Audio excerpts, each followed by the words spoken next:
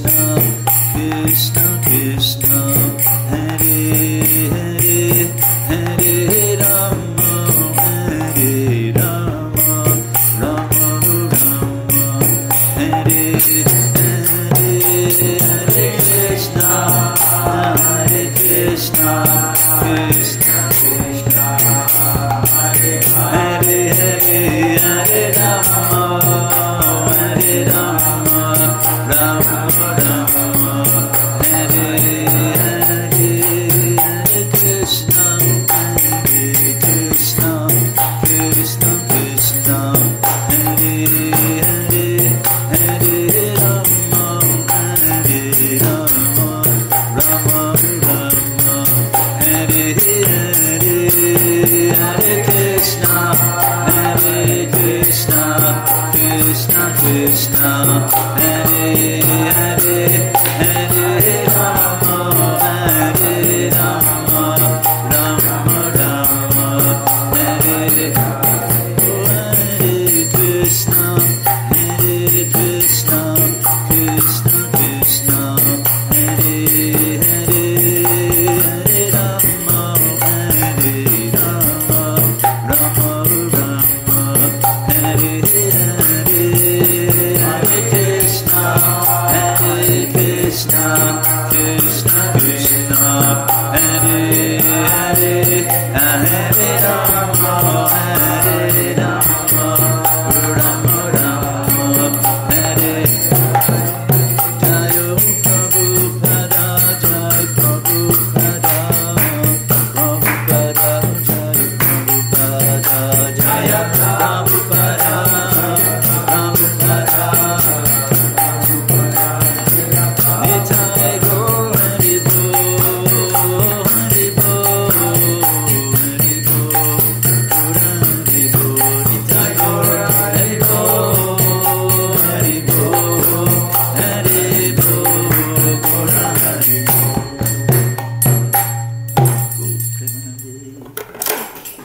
Jai Om Vishnupada Paramahamsa Parivrajacharya, Instructeur de Shushuman Sadivindras Se Bhakti Vedanta Swami Srila Prabhupada Ki Jai, Grand Tarat Srimad Bhagavatam Ki Jai, Shri Gaur Bhakta Vrinda Ki Jai, Go Premanande, toute gloire aux dévots assemblés. Merci, merci, merci. Toute gloire à Shri Guru, Shri Gauranga. Merci beaucoup. Thank you very much. Hare Krishna. Je m'appelle être en irlandais. Thank you. Donc nous reprenons. So the class will be in French for once. Sorry. Oh, okay. So. Thank you.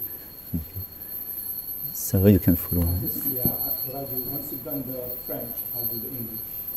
And do word for word, or because Simon is in English. So.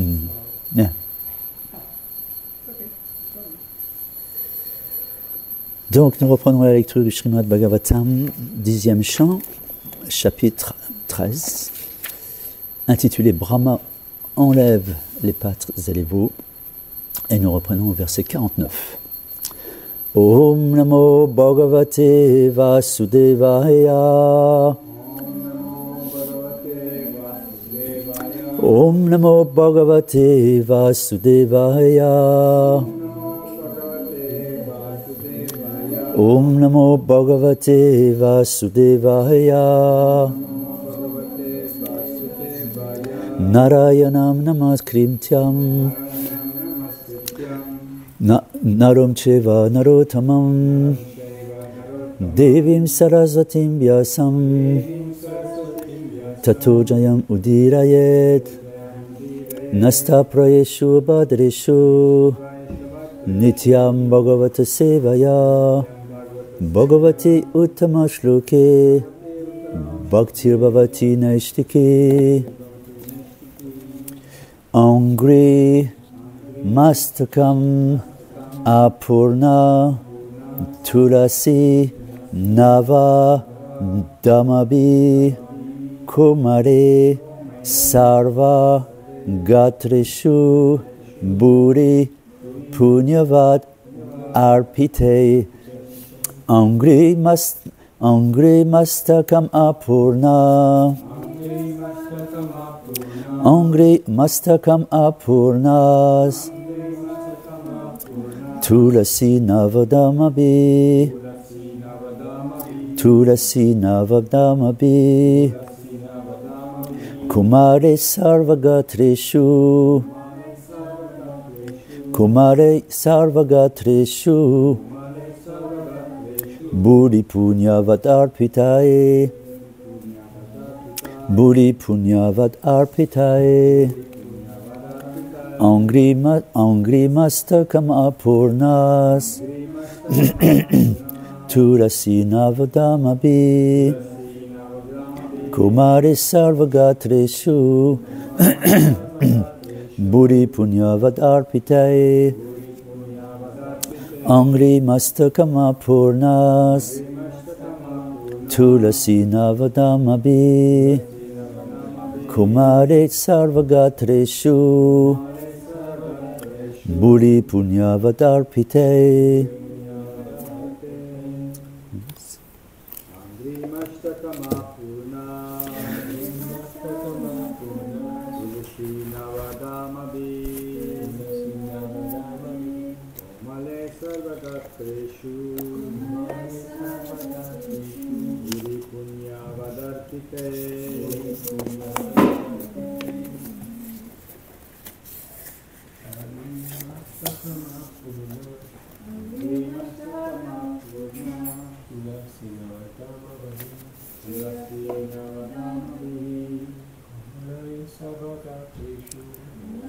Sarvagatreshu. Buri Punyavad Arpitae. Matatis. Angri Mastakam Apurnas.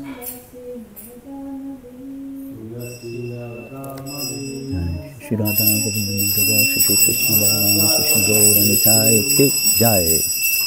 Vishnu Praya Krishna Prashtaya Bhuttare Srimate Vati Chosam Nami.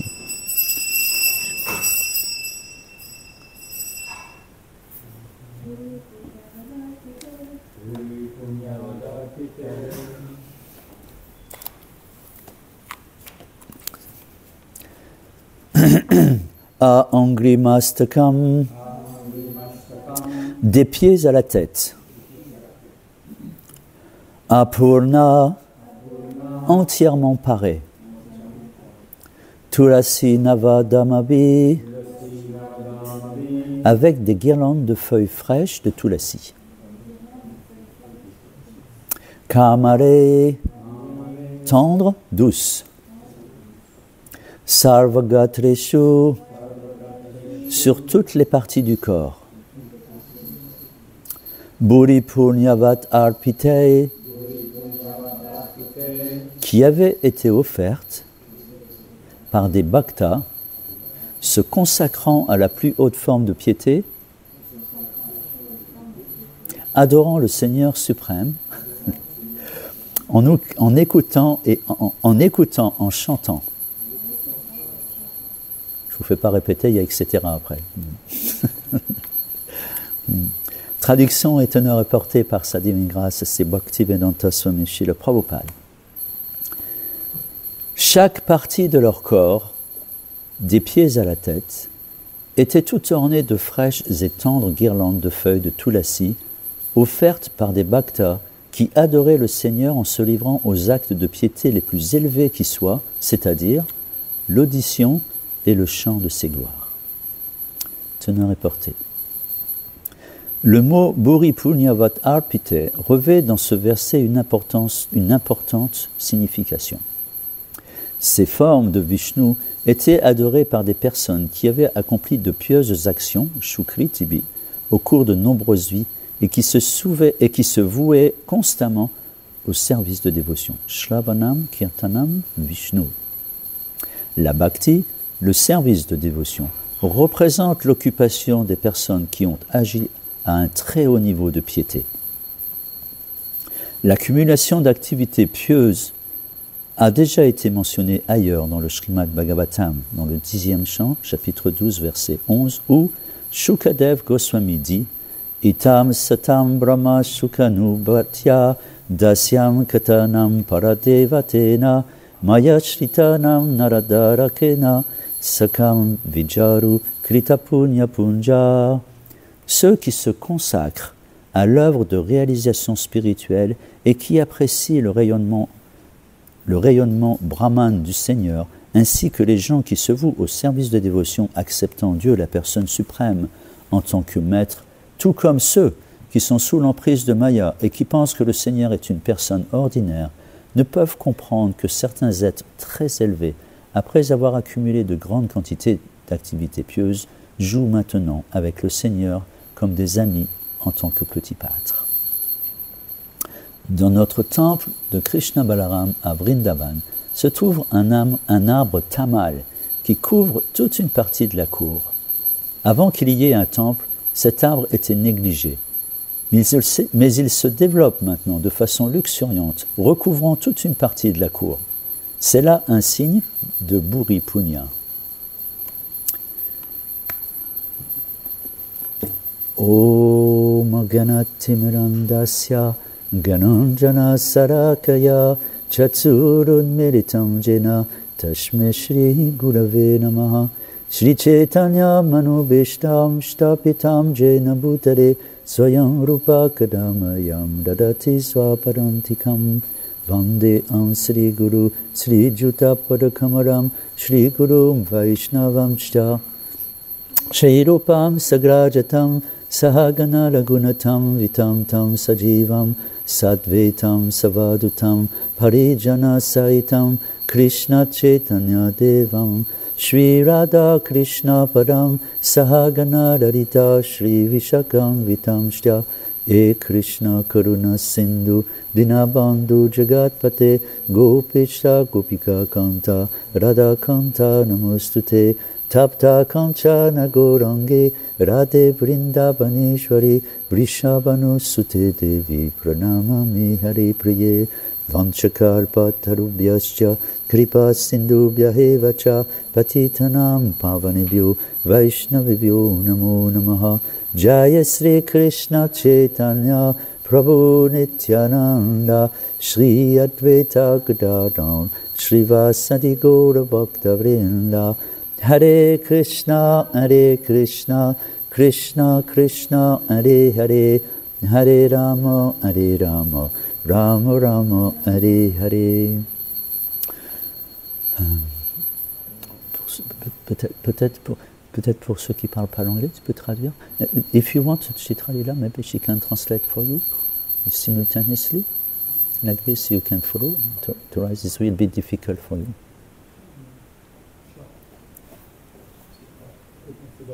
Yes. She can translate with translation. Je redis la traduction à nouveau. Chaque partie de leur corps, des pieds à la tête, était tout ornée de fraîches et tendres guirlandes de feuilles de Tulasi, offertes par des bhaktas qui adoraient le Seigneur en se livrant aux actes de piété les plus élevés qui soient, c'est-à-dire l'audition et le chant de ses gloires. Merci beaucoup d'être présent pour cette lecture du Srimad Bhagavatam. Donc, on est dans un passage. C'est intéressant comment on est c'est de plus en plus profond en fait. Ça paraît pas comme ça, mais en fait, on peut avoir évidemment différentes lectures et donc différentes profondeurs, différentes réalisations, différentes profondeurs de compréhension de ce qui se passe. Néanmoins, on a quand même, grâce à Srila Prabhupada, des informations qui viennent nous permettre, nous aider à rentrer plus en profondeur, sachant que néanmoins, même les teneurs et portées de Srila Prabhupada peuvent être révélés à différents niveaux en fonction de notre état de conscience. Et extrêmement important la conscience. En fonction de notre état de conscience, on va percevoir une chose et ne pas percevoir une autre chose. Et dans la vie spirituelle, c'est pour ça que Srila Prabhupada a vraiment donné un nom particulier à ce mouvement, c'est le mouvement pour la conscience de Krishna. Ce n'est pas juste une institution, c'est aussi un mouvement, c'est un déplacement vers une conscience dont l'aboutissement est Krishna. C'est-à-dire c'est un mouvement, c'est une évolution qui est graduelle, mais qui est dans un sens ascendant comme ça. Et la conscience, c'est quelque chose de fragile. Fragile en ce sens qu'elle peut être affectée par des petites choses. On peut voir, par exemple, il suffit d'avoir une odeur de viennoiserie bien chaude, et paf, ça nous emmène tout de suite en enfance, par exemple, ou ça ouvre l'appétit.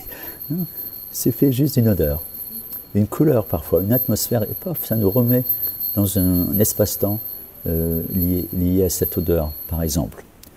Mais aussi, ça, on vient de le voir, on pourrait voir ça en détail plus et plus encore, enfin c'est pas vraiment le sujet du jour, mais néanmoins c'est important parce qu'on est face à des divertissements qui sont sublimes, et on va voir essayer d'un peu, sans aller très loin, parce qu'on n'est pas très à même de pouvoir aller très loin, faut être mais néanmoins, en fonction de cet état de conscience, on va pouvoir rentrer en profondeur, c'est-à-dire on va découvrir quelque part entre les lignes d'autres expressions de dévotion auxquelles on n'a pas forcément accès dans notre quotidien, qui parfois est un peu écrasant, qui nous ramène des choses plus terre à terre.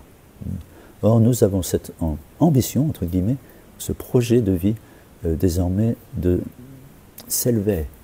D'élever quoi en nous? Pas le corps. Le corps restera un corps, c'est-à-dire un amalgame d'éléments chimiques fait de terre, d'eau, feu, d'air et d'éther. Et ça restera ça, voire même quand on parle de mort, il n'y a pas de mort vraiment, en ce sens qu'il n'y a pas de fin. C'est juste une transformation. Le corps va se transformer en différentes choses en fonction de comment on aura décidé qu'il se transforme. Si on est incinéré, alors il s'en transformera en cendre. Mais ça reste des éléments de notre terre. Et comme on a dû le comprendre, si on a lu la Gita, mais aussi à travers le Srimad Bhagavatam et d'autres écrits qui nous révèlent la vérité absolue, alors on est âme spirituelle, Satchit Ananda, Vigraha, on est éternel.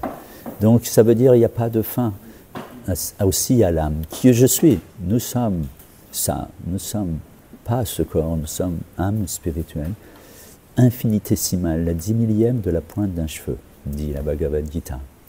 Donc on est peu, mais on est quelque chose, et ce quelque chose a une valeur énorme, qui est non différente du Seigneur, Satchit Ananda aussi.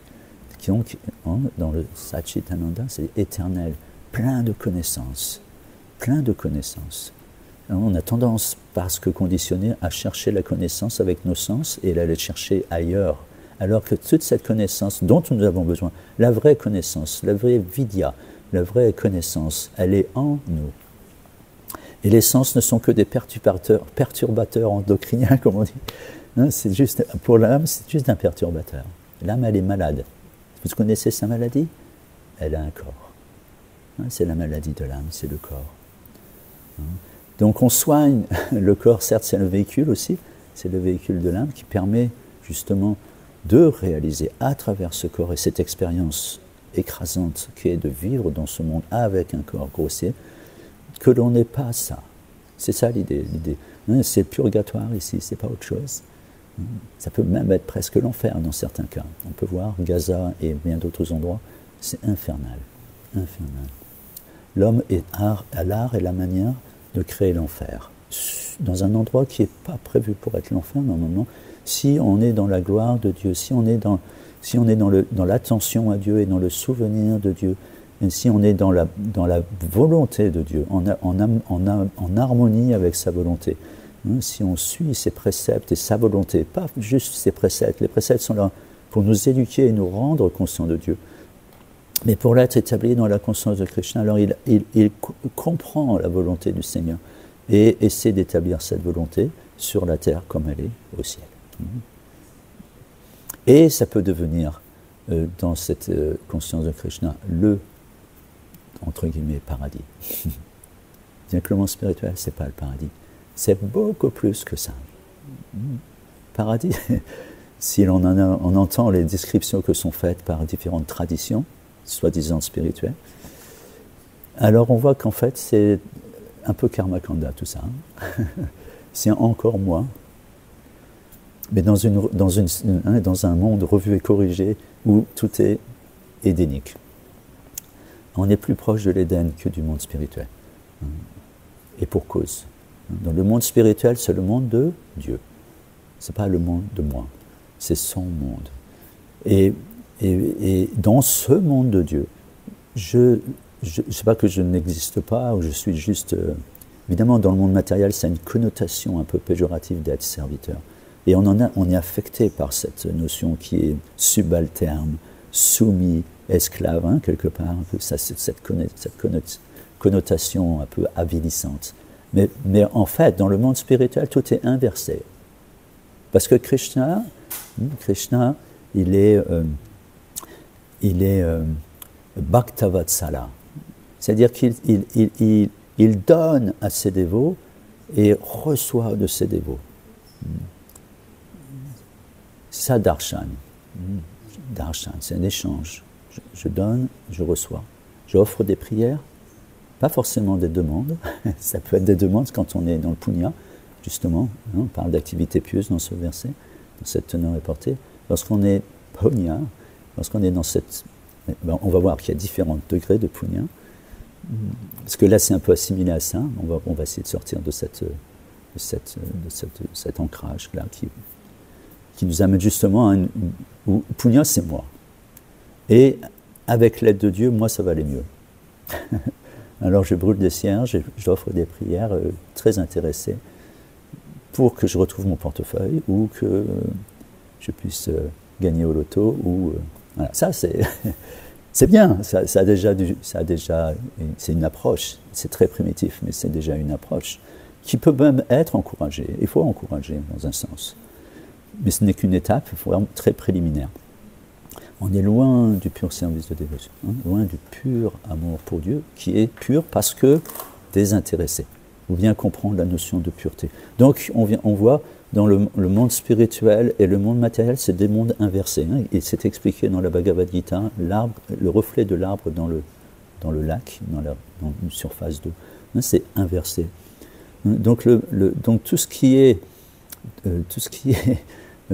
par exemple, c'était pour illustrer cette notion de serviteur. Dans le monde matériel, serviteur, voilà, c'est pas terrible. Mais dans le monde spirituel, c'est la plus haute place. C'est le plus haut niveau. Y compris Krishna, devient serviteur. Et on le voit dans ce divertissement. Il est serviteur de tout le monde dans l'histoire. Si vous regardez bien, c'est là qui est intéressant. C'est là où on commence un petit peu à rentrer en profondeur. C'est de voir l'attitude du Seigneur. Comment il va répandre son amour. Comment il touche avec son amour. Et la qualité de cet amour. La profondeur de cet amour. Pur aussi. Parce que Dieu, il n'est pas vitram. Il est pur. Et son amour est aussi pur. Parce que tout ce qu'il touche, tout ce qu'il est pur. C'est important de méditer sur cette notion de pureté, parce qu'on a tendance à confondre pureté et propreté. Dieu n'est pas forcément propre, parfois, mais il est pur, toujours. Quand il est petit enfant, qu'il traîne dans les... petit Gopal, donc c'est un peu notre image du jour, et il traîne dans toutes sortes d'endroits, il est parfois poussiéreux. Alors on dira, il est sale. Oui, il est sale, mais il est pur. Il reste pur. Il ne faut pas confondre. Ça, c'est deux notions qui s'inversent aussi. Dans le monde matériel, c'est vraiment l'eau de Javel, c'est pur. Ça rend tout pur. Non, ça ne rend pas tout pur, ça rend propre. Ça décontamine. Et encore, ça ne décontamine pas vraiment. Ça désinfecte. Ça tue les bactéries qui nous dérangent. Et parfois, on pense qu'un endroit est propre, il est pur. Non, il n'est pas pur. Et il y a des endroits qui sont très souillés, qui sont très purs. Pourquoi ils sont très purs? Parce qu'il y a des Vaishnavas qui chantent les gloires de Dieu avec un cœur pur. Et ils peuvent sembler négligés, avec des cheveux emmêlés, par exemple, ou voilà, avec des habits qui ne sont pas forcément très nets, peut-être, et ainsi de suite. Mais leur cœur est pur. Parce que tout ça, c'est pas important. Ce qui est important, ce n'est pas ce qui se passe à l'extérieur, c'est ce qui se passe à l'intérieur. Certes, parfois, l'extérieur est affecté par notre conscience. Ça va affecter tellement que notre conscience de Krishna va affecter la culture. Et on parle de culture spirituelle dans ces cas-là, mais pas systématiquement, pas forcément. Quand il y a une forte présence d'être conscient de Dieu, alors ça affecte la culture, ça affecte, parce que tout va s'harmoniser avec cela. On peut voir par exemple, il y a une forte présence chrétienne pendant des milliers d'années, presque, des centaines d'années, particulièrement en France ou dans cette région du monde, et la culture est affectée par ça. Par exemple, aujourd'hui, c'est un jour férié. Les gens ne travaillent pas. C'est fort quand même. Parce que c'est l'Ascension. C'est une fête chrétienne. Pas que les enfants, enfin tout le monde arrête, pas que Noël, c'est des vacances. Parce que la culture est affectée par cette... Il y eut un temps où il y avait une forte présence chrétienne, une forte, y compris au plus haut niveau de l'État, qui fait que pour que les gens bénéficient et utilisent leur temps à des fins spirituelles, on leur donnait le loisir, c'est vraiment le terme, le loisir, c'est-à-dire le temps qui était apparti pour leur permettre justement de faire retraite, pèlerinage, ou en tout cas de consacrer ce temps à la vénération du Seigneur. Donc voilà, serviteur, dans le monde spirituel, c'est une grande gloire, c'est une grande position, et on le voit dans ce verset particulièrement où le Krishna, qui apparaît sous la forme de Narayan, les versets précédents ont décrit cette situation nouvelle pour Brahma, nouvelle situation. Intéressant, Brahma c'est le démiurge de l'univers, créateur après le créateur. C'est un peu entre guillemets, le Dieu des chrétiens quelque part, le créateur. Mais derrière, il y a le suprême créateur, Prem, le super, param créateur. Mais néanmoins, Brahma, il est la source de notre sampradaya, il est l'acharya, il est le Fils de Dieu. Il est né du nombril du Seigneur. Voilà. Voilà. Et premier à être créé dans cet univers qui reçoit connaissance qui lui est transmise directement par Dieu. D'une façon concentrée, certes, mais à la portée de son intelligence qui est prodigieuse. Il est fort et très intelligent. Il a 4 têtes, donc il doit être... il est 4 fois plus intelligent et en plus il est mis en pouvoir, Brahma, créateur. Et voilà, une référence spirituellement. Même Hiranyakashipu n'a pas pu perturber Brahma ni atteindre sa planète. Voire même il était pendant un temps abandonné à Brahma, puisqu'il a reçu ces bénédictions de Brahma. Or, voilà, Hiranyakashipu, même lui, c'est dans la démesure en termes de démons. C'est vraiment rare. Il n'y en a pas eu 2 comme lui. Difficile de voir un démon aussi puissant que ça. Grâce à Brahma et ses austérités qu'il a fait pour Brahma. Et Brahma, il a donné bénédiction. Donc Brahma, c'est pas facile de l'étonner, en d'autres termes. Voilà, il est connaissant. Et voilà, il a une vie très longue. Là, on est à peu près à ses 50 ans de sa vie, à notre image, mais en fait, c'est des milliards d'années déjà donc il a de l'expérience. C'est pas un nouveau venu. Et il est étonné. Et il est perturbé même. Alors, on va voir après jusqu'à quel point. On va revenir à une autre chose. C'est comment les dévots, les bhaktas, les dévots de Dieu, de Krishna, ils honorent tous ces Narayans qui apparaissent en quantité énorme. Il y en a plein. On est habitué à Vaikuntha, un Narayan. Là, il y en a plein. Autant qu'il y avait de veaux et de pâtres. Et ils ont décoré tous ces pâtres, enfin tous les dévots qui sont présents aussi. Parce que là où Dieu est jamais seul, finalement, il est toujours avec ses dévots. Et on voit, c'est une description, on a une description ici que chaque Narayan, chaque Vishnu est décoré de la tête aux pieds de guirlandes de tulasi fraîches, des pieds à la tête, décorés, guirlandes. Et on voit à travers cette description, l'importance de Tulasi dans l'adoration du Seigneur. Tulasi est une dévote du Seigneur, et c'est une émanation, une expansion de Srimati Radharani. Et elle a une position, si on analyse un petit peu, on va voir, c'est très intéressant de voir sa position, en ce sens qu'elle est Gopi Partu Padakamalaya Das Das Anudas. Elle est parfaitement située dans ce sens. Si on voit Tulasi, c'est une plante et elle produit des feuilles et aussi des fleurs qu'on appelle manjari. Et le Seigneur est extrêmement attaché à cette plante. Pourquoi il est attaché? Ce n'est pas parce que c'est une plante, mais il est attaché à l'expression de sa dévotion, à l'expression de sa dévotion. Et regardez bien, sa dévotion, elle n'est pas directe. Elle n'est pas directe.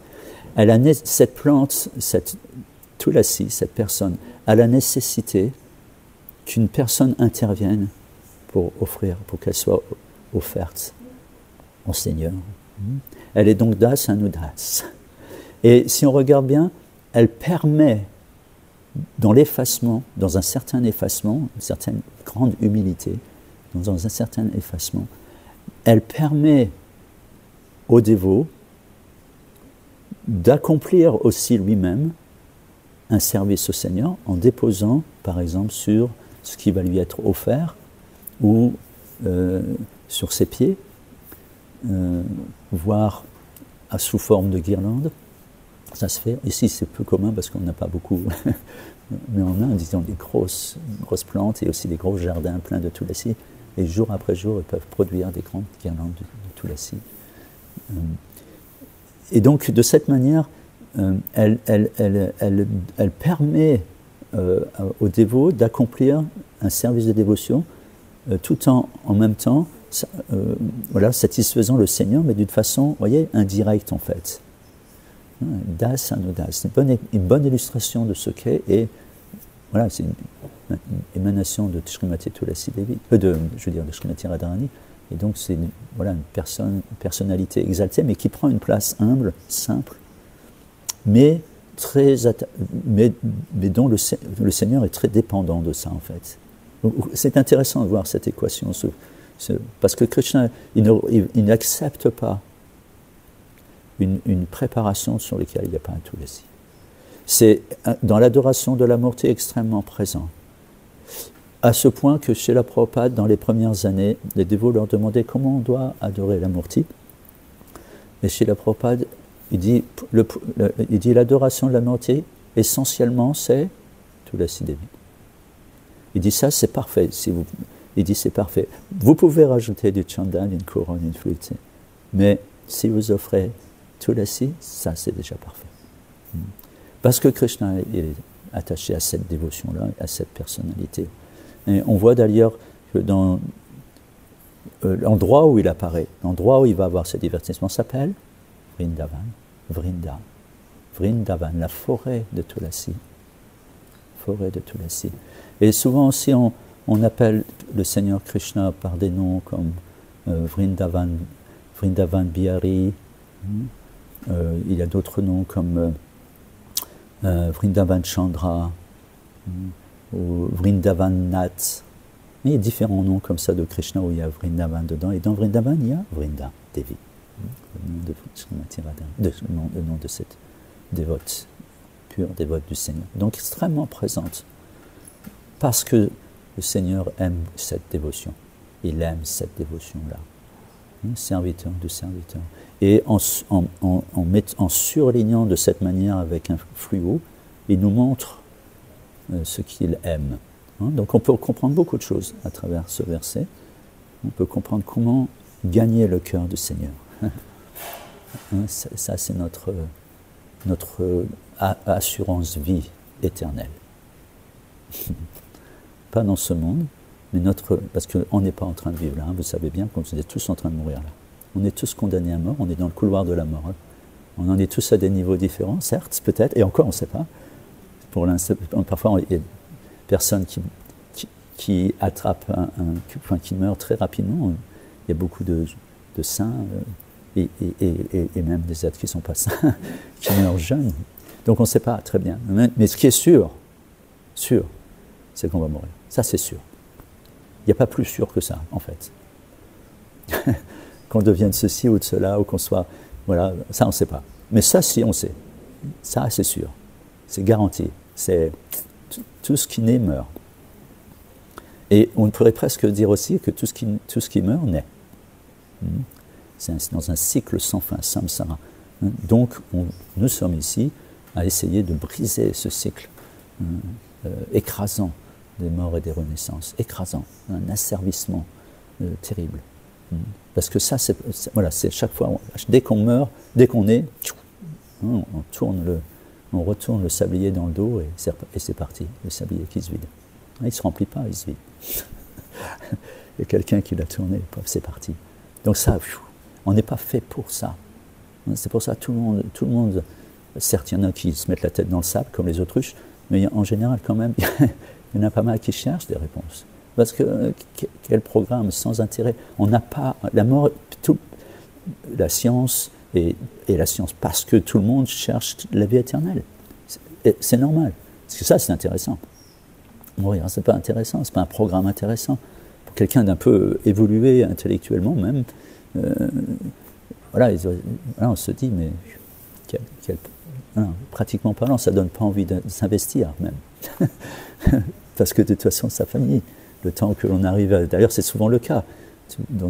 En général, les gens, voilà, ils font des études, après ils ont un travail. Avec ce travail, ils génèrent de l'énergie, de l'argent, et avec cet argent, ils se créent un monde confortable, ils essaient, en tous les cas, qui les endette très souvent, parce qu'ils n'ont pas les moyens sur le coup, et ça leur pousse à 25-30 ans. Maintenant, il y a des emprunts de 30 ans, voire même à vie. En Angleterre, il y a des emprunts qui sont même sur 2 générations.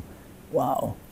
Imaginez, tout ça pour avoir une maison, pour vivre confortablement dans une maison.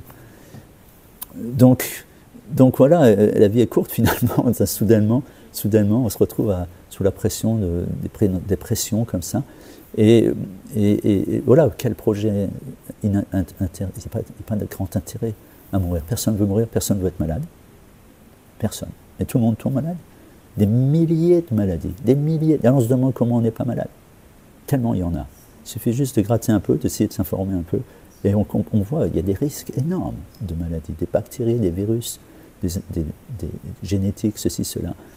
Énormément de possibilités de tomber malade, énormément.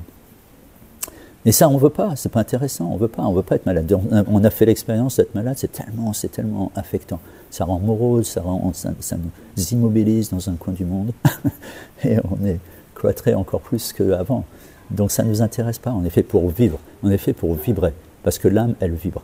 Et donc, voilà, mais méconnaissant de cela, et identifié au corps, bon gré mal gré, on essaie d'être heureux à travers ce corps. Donc notre projet, c'est ça, le projet c'est casser ce samsara, se libérer de la conception corporelle de l'existence et pouvoir s'envoler dans ce monde de Dieu, voilà, dans le monde de Dieu, c'est-à-dire dans la conscience de Krishna. Ça, c'est le monde de Dieu. Le monde de Dieu, c'est la conscience de Krishna. C'est pas géographique, c'est pas... Certes, il y a des planètes, mais c'est un état de conscience. C'est un état de conscience qu'on doit développer dès à présent, le plus vite possible en fait, parce qu'on ne sait pas.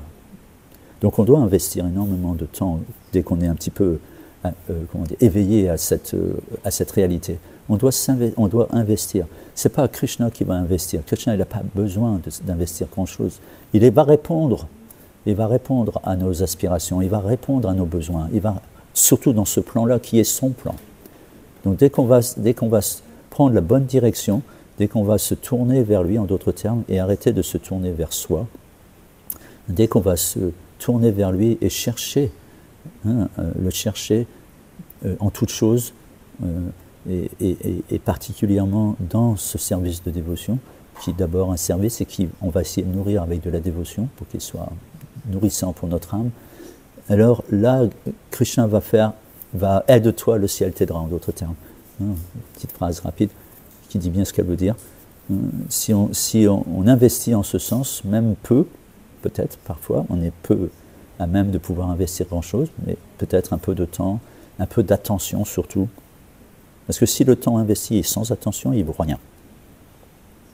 Si je vais dans une pièce avec l'un de vous et que je fais comme si vous n'étiez pas là, quel intérêt? Et vous n'allez pas être passionné par votre rencontre avec moi. C'est pas intéressant. Donc le Seigneur, inversement, c'est une personne. Il ne faut jamais l'oublier, ça. C'est pas une fonction. C'est pas je tape dans les doigts et puis il répond à mes demandes. Non, c'est pas ça. Le chien, c'est une personne. Déjà, nous sommes une personne complexe et avec des critères spécifiques. On a des intérêts dans l'existence et ces intérêts-là, on va chercher à avoir la compagnie qui favorise ça. Une compagnie qui va être en adéquation avec ça. Ce qu'on appelle les affinités. Si ces affinités, dans un projet spirituel, on va forcément chercher des gens qui ont affinité spirituelle. Et avec cette compagnie, on va se muscler davantage la foi et essayer de combattre davantage l'adversité à ce projet spirituel. Donc Krishna est une personne et il est nécessaire, comme avec vous et avec moi et avec bien d'autres, que l'on soit concerné, attentif au moins, attentif, présent en d'autres termes, présent, conscient. Donc, d'où l'importance, dès le départ, d'être conscient de Dieu, au moins en étant présent. Et lorsque, par exemple, notre rencontre, une des plus, je dirais, récurrentes que l'on a, il y en a plein d'autres, mais celle-ci est vraiment importante durant le japa. Le japa, c'est une oraison. C'est une oraison. Une oraison, c'est une prière. C'est une prière. On prie. Prier, c'est pas solitaire. On prie, on parle à quelqu'un. C'est pas juste impersonnel. Sinon, ça n'a pas de sens. On perd notre temps et on ne va pas être nourri. Donc, on a besoin d'être nourri. On vient voir, on veut rentrer dans la vie éternelle. Dans cette vie éternelle, quand on parle de vie, ça veut dire il faut des éléments nutritifs pour vivre. Dans le monde matériel, on a vu, c'est terre, eau, feu, air et terre. On a besoin de ces éléments pour que le corps soit en bonne santé et fasse ce qu'on lui demande de faire. De la même manière, dans la vie spirituelle, dans cette autre vie, dans la vie de l'âme, on a besoin de nutriments aussi. On a besoin d'être nourri. Et on sera nourri lorsque nos contacts lorsque l'on sera conscient dans tout ce qui va nourrir notre dévotion et notre âme et notre projet spirituel. Donc, par exemple, le japa, qui est cette période importante qui dure quand même 2 heures dans une journée, même si peut-être fractionné parfois en 2, ça dépend des services et de l'un et de l'autre. Néanmoins, ça va durer au moins ou environ 2 heures, voire plus parfois. Eh bien, la meilleure façon d'en tirer profit même, ne soyons pas, voilà, parce que finalement au départ c'est un peu ça. Après, ça sera peut-être plus gratuit, on sera peut-être un peu moins intéressé, c'est-à-dire qu'on aura l'intérêt de gratifier le Seigneur. Mais c'est d'être présent, c'est d'être en adéquation avec ce que l'on fait, d'être dans ce que l'on fait. Sinon, il ne se passe pas rien. On n'a pas les bénéfices des 2 heures passées, voire même c'est pire. Parce que être inattentif pendant le chant des saints, c'est une offense. Pourquoi c'est une offense? C'est une offense parce qu'on n'est pas avec la personne de Dieu. On lui tourne le dos. Ou carrément, on n'est pas là, comme on vient de le voir dans le cas d'une rencontre que je veux avoir avec vous. Voilà, on se rencontre pour parler de choses et d'autres, et on fait un rendez-vous, n'est-ce pas? On a un rendez-vous au japa, tous les jours, c'est à la même heure. On a un rendez-vous avec Dieu, avec Krishna, sous cette forme qui est la plus manifeste dans cet âge, dans lequel il a mis toutes mes énergies spirituelles. Krishna le dit, il le dit lui-même. Nam nam kalibauda nijasar vashatis. Ça, c'est le 2e verset de Shikshastaka. Toutes mes énergies spirituelles sont dans le Saint-Nom. Krishna le dit, il le dit lui-même. il est dit. D'une part. Mais en plus, Krishna est absolu. En plus, il est absolu. Donc, ça veut dire qu'il n'est pas différent de tout ce qui lui est relatif. Pas différent. Donc, dès qu'on est en contact, ses divertissements, ses gloires, son saint nom, on est en contact avec lui. Mais si je ne suis pas là au rendez-vous, pendant combien de temps il va venir? Supposons, on revient à notre exemple, vous m'invitez et vous avez préparé quelque chose pour me recevoir. Mais moi, c'est parce que le Seigneur, il a toutes ses grâces tout le temps avec lui. Il a toutes ses opulences sont avec lui tout le temps. Son amour, ça c'est sa plus grande opulence. C'est celle dont on a le plus besoin en plus. Mais aussi, là, sa beauté, son renoncement, sa connaissance. Et il peut fournir en quantité énorme. On va le voir après d'ailleurs, si on a le temps. Le temps passe vite. Il y a tellement de choses à dire sur le Seigneur. Et donc voilà, je vais essayer de faire bref pour cet exemple. Si je viens, mais qu'en même temps je suis absent, je pense à mes problèmes, je pense à ce que j'ai laissé derrière la porte, et à ceci, à cela, après, avant, peut-être le futur repas que je vais honorer bientôt. Ça veut dire, pendant combien de temps vous allez m'accepter? Voilà, ok, la première journée, ça va encore, vous allez dire, ok, bon, peut-être, voilà.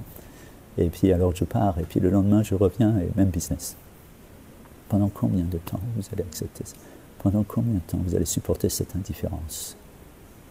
Krishna, c'est une personne. Si on n'est pas là quand on lui demande, quand on l'appelle, Krishna, Hare Krishna.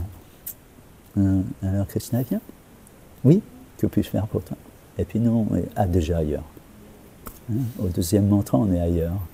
Pendant combien de temps il va rester? Et la docha fouettée, comme on dit. Donc il y a une nécessité d'être présent. Il y a une nécessité d'être présent. Pour nous. Krishna est pavitram, il a grand amour. C'est comme un feu, c'est comme le soleil. C'est comme le soleil. Si vous êtes au soleil, vous bénéficiez du soleil. Et le soleil, il brille. Ses rayons apportent tout bénéfice. Et en plus, c'est enthousiasmant le soleil. Mais si vous êtes si on est dans le sous-sol, et le soleil, il peut faire ce qu'il peut, qu'est-ce qu'il peut faire de plus?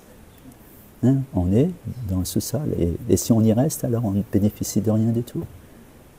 Et puis la journée passe, et on a... Voilà. Le sous-sol, la grotte, c'est le faux ego. Si on est trop dans cette identification au corps, si on est trop dans la conception corporelle de l'existence, et qu'en fait on est en pleine méditation sur ma langue, voilà, mon ceci, mon cela, ma machin, mon truc, alors on chante, on a juste la bouche qui est engagée, on chante notre japa, semble-t-il, mais en fait on n'est pas dans la situation, et on n'a pas les profits, on n'a pas les bénéfices d'être de la situation. Donc c'est super important, parce que pendant combien de temps on va tenir, nous, avec notre japa, sans goût, parce qu'on a besoin d'être nourri, on vient de le voir, dans la vie spirituelle, il faut faire des expériences heureuses. C'est-à-dire en nous, dans notre quête intérieure, dans notre recherche intérieure, dans notre aspiration intérieure, dans notre besoin intérieur, on a besoin d'être nourri. Sinon on se meurt. C'est ce que dit le Sri Upanishad dans un des versets, les derniers versets. Il parle de mort de l'âme. Évidemment, l'âme ne meurt pas, mais elle est en détresse. Elle est en détresse parce que pas exposée aux éléments nutritifs qu'est le Seigneur. Et il n'y a que lui. Il n'y a que lui qui peut donner ça. On a fait l'expérience avec l'un et avec l'autre. C'est pas ça. C'est pas tout à fait ça. Si encore il peut y avoir un peu, parfois il y a encore un peu d'illusion et on pense ah oui mais lui, oh mais elle, ça c'est vraiment. Et puis on fait un certain nombre de démarches et on voit certes il y a quand même plein de bonnes choses, mais voilà, Krishna c'est pas ça. Krishna il est extrêmement puissant, extrêmement puissant, extrêmement concerné. Il est absolu en toute chose. Absolu en toute chose. Son amour est extrêmement puissant. Donc on a vu voilà, une forme d'adoration sous la forme de Srimati Tulasi Devi et combien Krishna il est touché par cette dévotion qui est voilà, une position très spécifique, très particulière, où il y a beaucoup de compassion de la part de Srimati Tulasi Devi, permettant aux autres, à travers la production de ces feuilles et de ces fleurs, de eux aussi faire du service de dévotion, et en même temps, voilà, elle aussi offre son service au Seigneur. Donc, deuxième élément qui est abordé dans ce... Il est 9h moins le quart, on va arrêter, mais il y a un deuxième élément qui est intéressant dans cette teneur et portée, dans ce verset, c'est l'activité pieuse suprême. Et vous vous souvenez ce qu'est l'activité pieuse suprême? C'est pieuse suprême. Pas s'exprimer de cette manière dans le verset, et dans la teneur et portée chez la Prabhupada, passe très peu de temps sur le sujet, mais néanmoins, c'est Shravanam Kirtanam. C'est intéressant comment c'est exprimé. Je vais le relire, juste ce passage-là. Il manque juste une grande phrase. Chaque partie de leur corps, des pieds à la tête, était tout ornée de fraîches et tendres guirlandes de feuilles de tulasi offertes par des bhaktas qui adoraient le Seigneur en se livrant aux actes de piété les plus élevés qui soient, c'est-à-dire l'audition et le chant de ses gloires. L'audition et le chant de ses gloires, et Srila Prabhupada met le sanskrit dans la teneur et portée, Shravanam, Kirtanam, Vishnu, au cours de nombreuses vies. Ces formes de Vishnu étaient adorées par des personnes qui avaient accompli de pieuses actions au cours de nombreuses vies et qui se vouaient constamment au service de dévotion. Et Srila Prabhupada met entre parenthèses Shravanam, Kirtanam, Vishnu. Donc, bon, on pourrait y passer du temps, mais on ne peut pas pouvoir, de développer tout cet aspect qui est extrêmement... pourquoi activité pieuse suprême? Parce que c'est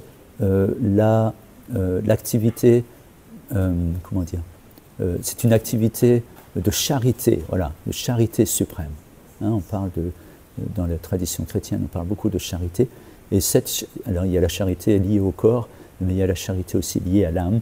Et cette charité, c'est de donner ce qui permet à tout un chacun de pouvoir justement faire un peu comme Tulasi, se mettre dans la même position que Tulasi, c'est de servir l'humanité souffrante en lui donnant les moyens de pouvoir sortir du cycle des samsara, du cycle des morts et des renaissances. Premier verset de Shikshastakam, Cheto Darpanam Marjanam, Bhavam Mahadavani Nirvapanam, de nettoyer leur cœur de toutes choses impures accumulées au cours des âges. Donc l'activité pieuse par excellence suprême, param, c'est Sankirtan. C'est Sankirtan.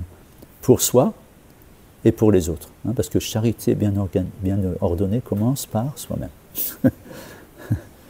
Donc, et s'exprime sous trois formes. Japa, on vient de le voir, et les qualités requises pour que ce soit productif. Japa, kirtan, même attitude. Même attitude. La même attitude. Kirtan, c'est ensemble. On va le faire ensemble. C'est plus individuel, c'est ensemble, mais c'est dans la même conscience qu'on doit le faire. Pour le plaisir du Seigneur. C'est lui qu'on glorifie. C'est lui qu'on se fait le porte-voix. Et pour aussi, pour le groupe. Chacun individuellement, mais pour le collectif, pour le groupe. Et Sankirtan, complète glorification. C'est là où on sort le chant on sort le nom, on sort le chant des saints noms à l'extérieur du temple, à l'extérieur de l'endroit, pour le donner à ceux qui souffrent. Même s'ils pensent, non, c'est vous qui souffrez apparemment. Non, c'est eux qui souffrent. Ça ne peut pas être autrement. Ils peuvent dire, souffrance, non, ça va, tout va bien. Comment quelqu'un qui va mourir peut dire, non, je ne souffre pas? L'idée, c'est ça le point, c'est ça l'illusion. La puissance de l'illusion, c'est de, malgré le fait qu'on va vieillir, vieillesse, maladie et mort, tout va bien. Tout va bien, je suis très heureux. Très heureux. Vous allez dans une prison, les prisons, il y a des condamnés à mort, ça arrive, ça existe aux États-Unis. Il y a un couloir qui s'appelle le couloir de la mort. Les gens sont là, ils sont condamnés à mort. Ça veut dire ils peuvent être exécutés, ils vont être exécutés, mais ils ne savent pas quand. Ils ne savent pas quand. Mais ils sont plus dans l'endroit où ils peuvent espérer être graciés ou bien compter les jours parce que ça va bientôt être fini. Là, ils sont dans un endroit spécifique de la prison qu'on appelle le couloir de la mort. Et dans cet endroit-là, ils sont condamnés à mort, c'est inéluctable. Mais ils ne savent pas une chose. Quand? Ça peut arriver demain, dans 15 jours, dans un mois, et ça quoi? On est dans la même situation. On est dans la même situation. Comment on peut être heureux dans une telle situation? Imaginez les gens, vous allez les voir, et vous leur dire alors, tout va bien?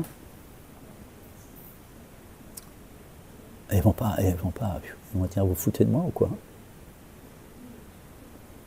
Vous fichez de moi ou quoi? Pourquoi vous êtes là au juste? Pourquoi vous êtes venu me voir? Pour me faire quoi? Vous n'avez pas compris? Eh bien, on est tous dans cette situation, mais il n'y en a pas un qui comprend. Hein, c'est Maharaj Parikshit, je crois, qui s'étonnait de ce sujet, ou je ne sais plus, non, Maharaj Yudhishthira, il s'étonnait, ça l'étonnait, il disait, mais comment c'est possible? Et voilà l'illusion, la puissance de l'illusion. La puissance de l'illusion. Donc, voilà, l'activité pieuse suprême, et par excellence, c'est Sankirtan, d'aller donner le chant des saints noms à tout à chacun, à toutes ces personnes qui sont dans le couloir de la mort et qui l'ignorent ou qui ne veulent pas en savoir, ils ne veulent pas l'entendre parler, mais qui ont beaucoup de souffrance, beaucoup de souffrance. Ok, on va s'arrêter là, il est -10. Il y avait d'autres points qu'on aurait pu soulever, en l'occurrence, c'est une chose intéressante aussi, c'est Brahma. On n'a pas trop parlé de lui, mais aujourd'hui en tous les cas, mais Brahma, il est dans une situation, c'est intéressant ce point, c'est qu'il sait énormément de choses, on a vu, il est très intelligent, il a beaucoup de connaissances, mais il est complètement... Vous savez, parfois, il nous arrive ça dans la vie, parfois on perd un proche, par exemple, et on l'apprend soudainement. Et pratiquement par là, ça éteint le mental, c'est tellement fort, c'est tellement émotionnellement puissant qu'on en perd la raison. Au moins momentanément, on ne sait plus où on est, et on pense plus qu'à ça, en fait on ne pense plus à rien. On est sur la souffrance, cette souffrance soudaine. Parce que c'est inconcevable, on ne devait pas penser à ça, c'est inconcevable, puis il y a un attachement qui est là, et c'est douloureux, extrêmement douloureux, au point que parfois des personnes tombent d'inanition à cause de ça. De la même manière, pour des raisons différentes, Brahma, il est bien que extrêmement puissant et connaissant, il est tellement... lui qui pense savoir, ça le point. Tout le problème est là. On a des gros problèmes avec le Seigneur lorsque l'on pense « je sais ». Quand un verre est plein d'eau, vous ne pouvez plus rien mettre dedans. Alors quand on aborde le Seigneur et qu'on dit « je sais », c'est aussi un problème. Parce qu'il ne peut plus rien mettre d'autre, c'est déjà plein. Quand quelqu'un veut apprendre le piano et qu'il va voir et qu'il s'exerce, il apprend par lui-même, ou le violon, ou n'importe quel instrument de musique, il apprend et il commence à voir des choses arriver, il arrive à reproduire des mélodies, tout ça. Mais il veut aller plus loin dans il veut devenir vraiment professionnel. Alors il se dit, bon, il faudrait peut-être que j'aille voir quelqu'un qui va me permettre d'aller plus loin. Alors il va voir un professeur de musique. Et le professeur de musique s'enquiert un peu auprès de lui pour comprendre il en est où exactement. Et le premier conseil qu'il va lui donner, vous savez ce que c'est? C'est d'oublier tout ce qu'il a appris. Parce que sinon ça va être un gros obstacle. Et on reprend à zéro. On reprend sur une page vierge. Donc c'est pareil dans la vie spirituelle. Très souvent, lorsque l'on fait un certain nombre de progrès, on apprend beaucoup de choses. C'est de la théorie, on acquiert de la philosophie. Il arrive à un point où on va commencer à comprendre particulièrement quand on va peut-être devenir un peu plus conscient de Krishna, on va commencer à comprendre qu'en fait, on ne sait rien. Pas parce qu'on ne sait rien, mais parce que Krishna sait tout. Et que lui, il est vraiment perturbant parce qu'il est vraiment connaissant. Il sait, nous on a oublié ce qui s'est passé il y a 10 minutes. Parfois on se souvient de quelques événements, mais on ne se connaît pas toute notre existence. Lui, il sait tout ça. Il est Paramatma dans le cœur de tous les êtres. Il est en plus conscient de tous les êtres en temps réel. Tout le temps. Présent, passé, et connaît même déjà l'avenir. Et de tous les êtres. Vous avez vu le nombre, enfin, c'est inconcevable. Voilà, Krishna il est inconcevable. Et c'est ça l'expérience qu'il est en train de faire, Brahma. Brahma est en train de faire cette expérience. Pour lui, un Narayan, c'était Vaikuntha, il y en a un autre sur notre planète, mais que là, il y en a des centaines. Ça, ça plus plein d'autres éléments dont on ne pourrait pas développer maintenant. Mais Krishna, elle est avec son yaourt et son riz dans la main depuis 1 an. En fait, dans un sens. Et Brahma est conscient de ça. Il se demande comment ça se fait. Dans les détails, il se demande comment ça se fait qu'il est toujours frais, le yaourt. Enfin, c'est des détails. Plein de détails comme ça qui montrent, qui viennent choquer Brahma. Juste après, j'arrête, je promets. Un autre élément très intéressant, parce que je n'ai pas le temps de le développer, mais c'est un élément très intéressant, je vous invite à méditer dessus. On vient de dans nos prières avant de lire sur Bhagavatam, on a parlé comment Krishna est Karuna Sindhu. Karuna Sindhu, ça veut dire Karuna, c'est un océan de miséricorde. Méditez parfois les mots qu'on prononce. Krishna, il est un océan. Dans ce monde, les océans, ils sont limités. Il y a des côtes, il y a du sable, et aussi en profondeur, ils ont une certaine profondeur, on peut aller voir aux profondeurs. L'océan de l'amour pour Dieu, de l'amour de Dieu, pas pour Dieu, mais l'océan de l'amour de Dieu, il n'a pas de fond, il n'a pas de côté, il n'a pas de côte, il n'y a pas de côte. Et en plus, cet océan-là, il s'expand régulièrement. Alors voilà le dilemme de Brahma. Brahma, il prend conscience de ça. Il prend conscience de ça.